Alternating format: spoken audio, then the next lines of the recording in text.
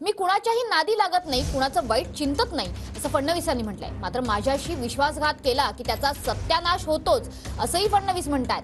तर दुसरीकडे ब्राह्मणांचा शाप आता लागत नाही, कारण ते ओरिजिनल नाही तर मटण खाणारे ब्राह्मण आहेत असा पलटवार नाना पटोलेंनी केलाय। फडणवीसांच्या शापाला अर्थ नाही असं नाना पटोलेंचं म्हणणं आहे। जात नाही, कोणाचं वाईटही चिंतत नाही, कोणाला त्रासही देत नाही। माझ्या पूर्ण आयुष्यात तुम्ही बघा, पण ईश्वराची देणगीच आहे। माझ्याशी विश्वासघात केला का ईश्वर त्याचा सत्यानाश केल्याने सोडतच नाही।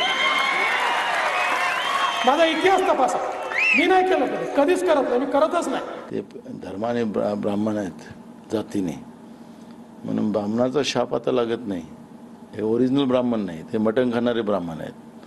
त्याच्यामुळे त्यांच्या शापला काही अर्थ राहिला नाही।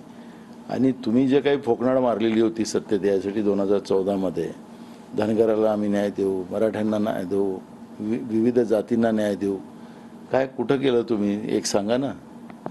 आणि म्हणून देवेंद्र फडणवीसला पण हे बोलण्याचा अधिकारही नाही आणि असा शाप देण्याचा अधिकार नाही।